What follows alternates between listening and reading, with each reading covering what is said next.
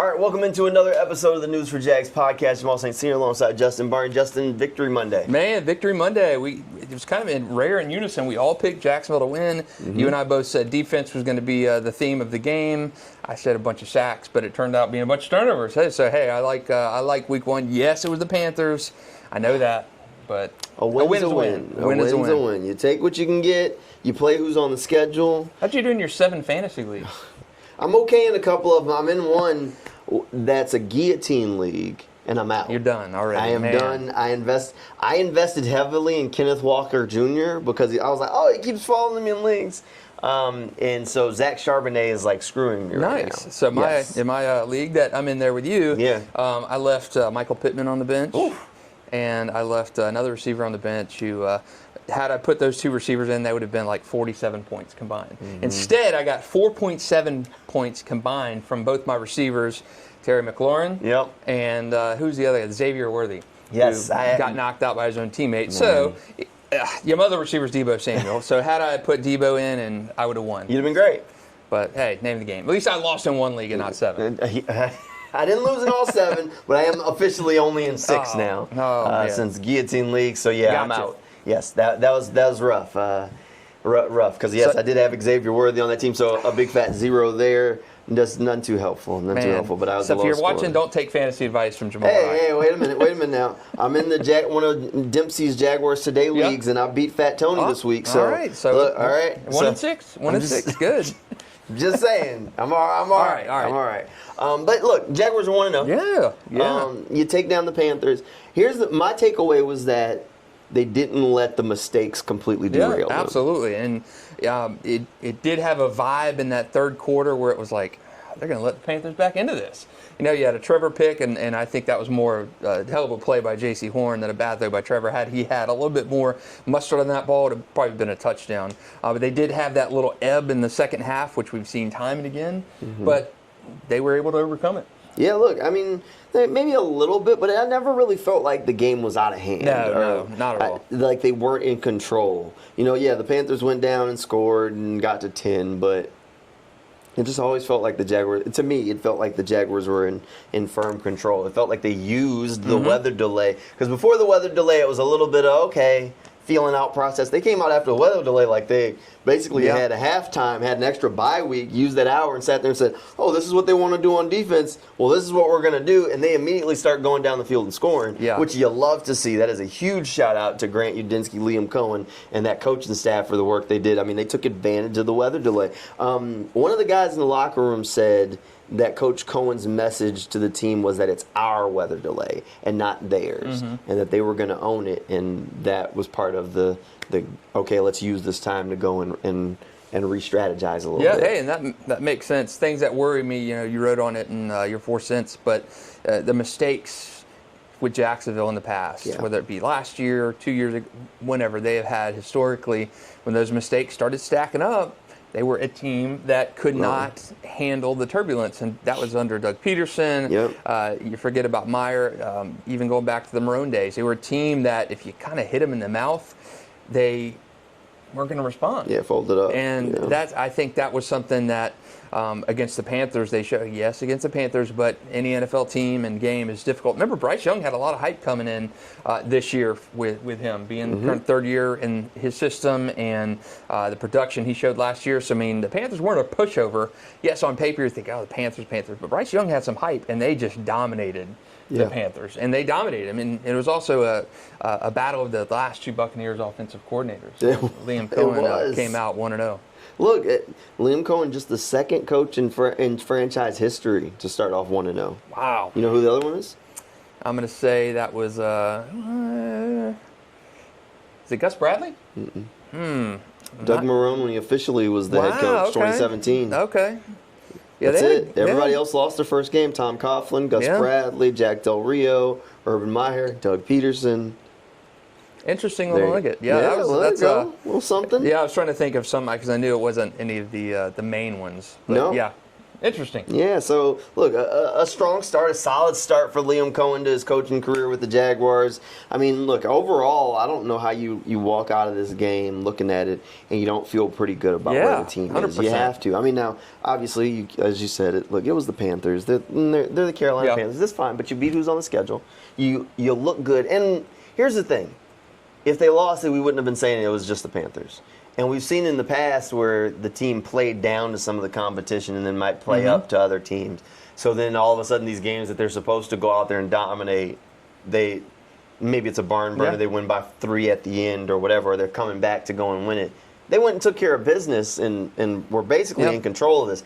If they finish a couple of drives instead of kicking field goals, then it doesn't even look as close as it was. It's 35-10, and you're talking about an absolute butt kicking in that game. But I thought it was a thorough performance. I thought the one interception on Trevor was just a great play by J.C. Horn more than anything. But really impressed with the defense, and you forced 3 turnovers. Last year they had 9 in 17 games. 9 in 17 games, and to have 3 right out of the gate, 2 of those, one picked by Foyer and the fumble forced by Foyer. Jordan Lewis had a great game. So I just thought a great performance from the defense when all we saw and heard last year was how bad that unit was. And I think they got back to their normal sizes. Josh Hines-Allen not carrying all that excess weight. I just thought a really good performance. A lot of substitutions yesterday, too. Yeah, they were rotating a little bit. You like the Jordan Lewis signing now? Yeah. He's at one game. Come on now. Now I will say, I still think they paid too much for him. But he had a great week 1, and great preseason too. But yeah, I like what I saw from Jacksonville. It's felt different throughout the preseason, through training camp, and it certainly looked it yesterday. And being in Jacksonville, covering the team, being a fan before, back in '95, you appreciate the wins, and you can't say, "Oh, you have to." For everything that fans have been through with this franchise, celebrate the wins. Celebrate the wins. They won one game, the first game a few years ago, and lost the next 15. Yes, they did. So anything can happen after this. So enjoy that win, and I feel positive about that. You had first-time coordinators on both sides of the ball. Yeah. I thought they called a great game offensively. They performed well on defense. Fantastic defensive game. So how can you not like what you saw? Fantastic defensive game. Those James Gladstone free agent signings, I know they talked about raising the floor, going to get guys, people like Eric Murray, Jordan Lewis, a handful. Austin Johnson played a pretty solid game in that defensive tackle spot. How about Smoot, too? Smoot, a big free agent, big sack back in Jacksonville. I like it, and I can't remember who said this online, and maybe in Shipley or Dimitri or somebody, but said this has the potential to be like the best defensive line depth-wise and everything that they've had. In terms of, you got Smoot coming off the bench and Armstead back in the mix. The depth on this, you got Gardeck coming in who had 7 sacks at his peak with the Cardinals. So in terms of all the guys you've gotten and added in free agency, and Smoot coming back, great game by Smoot yesterday. His sack was on 3rd and 1, and a 12-yard loss. They ended up having to punt. So I mean, just those things were those things that maybe just don't pop as much on a stat sheet. Man, they looked really good yesterday. Yeah, they really do. I mean, watching them on 3rd down, some of those looks that they were dialing up. I mean, 6-7 guys at the line of scrimmage, guys bailing out, moving around, 3 down linemen, Gardeck up there mugging on the inside. I mean, they're very creative. Dewey said in the locker room after the game that we didn't show our whole playbook in week 1 against Pittsburgh. Yeah, a little probably kind of jab at the media asking, what's going on? Yeah. Never, I mean, come on. A little jab at people being a little worried after that game, which is fair. Is garbage to me. I mean, you worry about your depth pieces, but you're never going to see anything other than vanilla. No, you're going to be very, very simplistic. And Campanile went in his bag a little bit for this one. Yeah, it was good to see, and especially after the Ryan Nielsen fiasco. 3 takeaways. The ground game was phenomenal. The thing people were talking about Liam and his work with Trevor and the footwork and all that stuff. Liam's work in Tampa Bay was on the offensive line and the running game. And you saw that yesterday. Travis Etienne, unbelievable day for him. 71-yard carry on the running game had 200 yards. Now, people behind him didn't have a ton of yardage. I think no player behind Travis had more than 12 yards rushing. But They opened some lanes for ETN.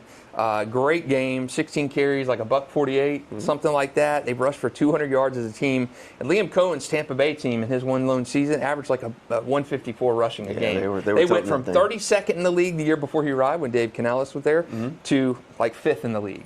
So from 88.8 yards a game to 154 yards a game. Yeah. That was phenomenal, and you saw that yesterday. Does this end the conversation at running back in your mind? Absolutely. I think you get Tank in there yesterday, and you saw what Tank did great, which was bust up the gut for the play on 4th and 1, which you couldn't do enough last year, and you get a couple yards and convert.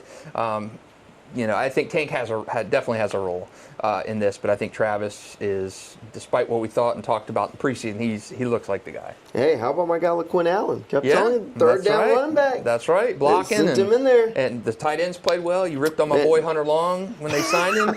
And look who caught the first touchdown pass. And it reminded me, and I don't know if you saw my tweet towards you yesterday, but first touchdown pass with Trevor's career. Who was it? Chris Manhurst. That's right. Yes, and the first touchdown of the Liam Coen era goes to a tight end, Hunter Long. Now, he probably won't catch another touchdown for another 4 years at his rate because he historically not been a touchdown guy. No. Hey, great start. Tight ends played well yesterday. Look, Brenton Strange played phenomenal. I think I said at some point during training camp after watching them work that this offense was sneaky tight end friendly. Yeah. I think Brenton Strange does the dirty work fantastic. I mean, there's one play against the Panthers where he stonewalls the dude, stops mid-play, and just looks down. He chipped him. I mean, that shows you how strong Brenton is. He hit an edge rusher, just chipped him.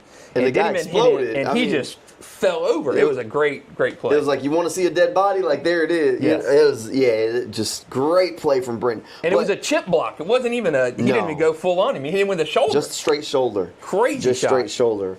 But, I mean, Brenton was great in the passing game. First drive, he caught 3 passes for 39 yards. Yeah. First drive. And there was that one third down play where he goes for 24 where he's just wide open. And I think I said it at some point during training. I thought this was a sneaky tight end friendly offense that Liam Coen had. And one of the things that we said during camp was that how many times there were just a tight end that was left wide open on the field that would go for a big game, whether it was Hunter Long, whether it was Brenton Strange.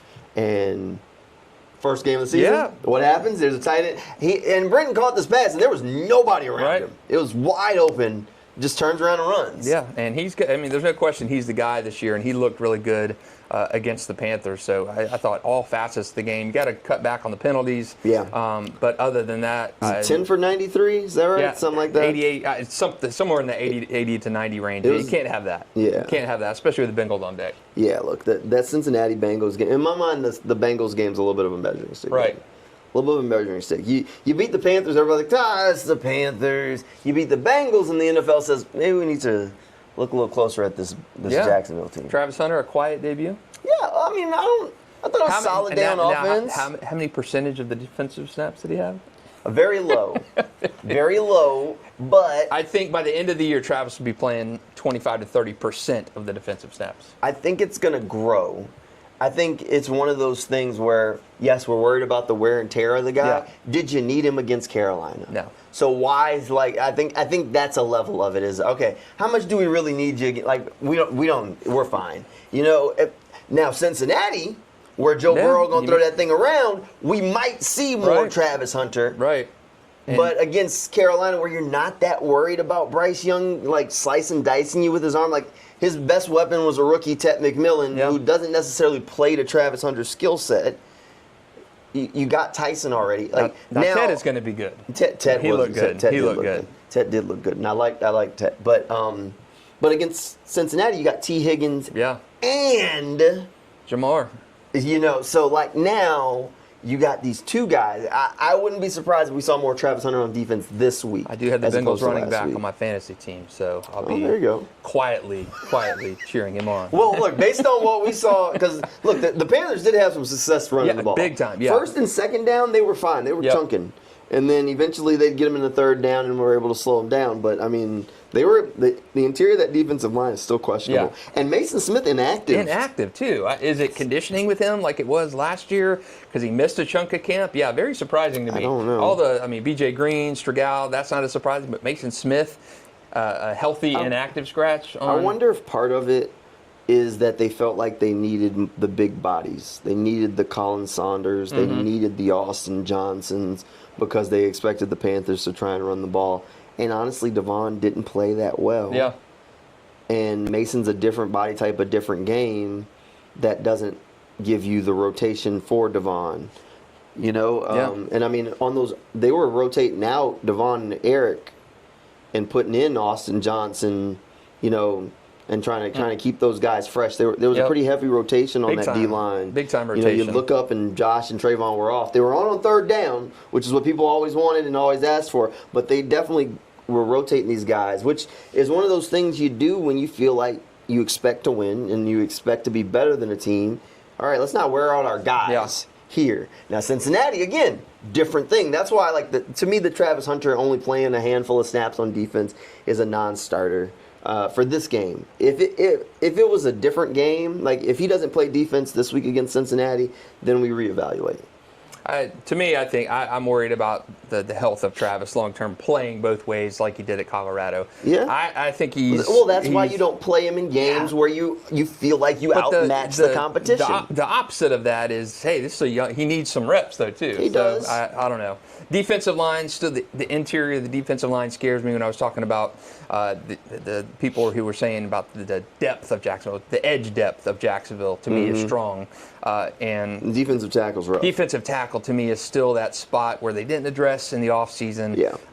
And I'm wondering if they should have after yesterday. Eric Armstead was okay, but I don't know if he's ever going to be what you paid him to be. Look, I think they're going to have to make a move at defensive tackle. I mean, we're looking way in advance, but I mean, in the offseason or trade deadline, whatever it may be, you mentioned when they traded Colin Saunders, the trade for Marcel Darius. Yeah. They might need something like that to become available because the interior of that defensive line is still the weakest. And the Darius move, to me, and when I was talking about that move, trading for Marcel, when you did, addressed the biggest deficiency on the team at the time, which was stopping the run, and Darius was on that team, and he ended up getting to Saxonville and everything. They run the AFC Championship game because that defensive line was so good, and that was kind of the missing piece. And Colin Saunders, to me, is a guy you needed for that veteran presence, but I think the Devon Hamiltons of the world just aren't cutting it. Yeah, we'll see. Tough test up next against Cincinnati. We got plenty of Jaguars coverage coming your way over on News4JAGs and on Channel 4, so you can always track it down there. You can give us a follow over on Instagram. Look for Sports for Jags. Good way to keep up with everything that's going on there, especially high school football this time of year. Tons of stuff there, and we'll keep cranking it up. We appreciate you guys hanging out with us for this News4JAGs podcast, and we'll see you next time.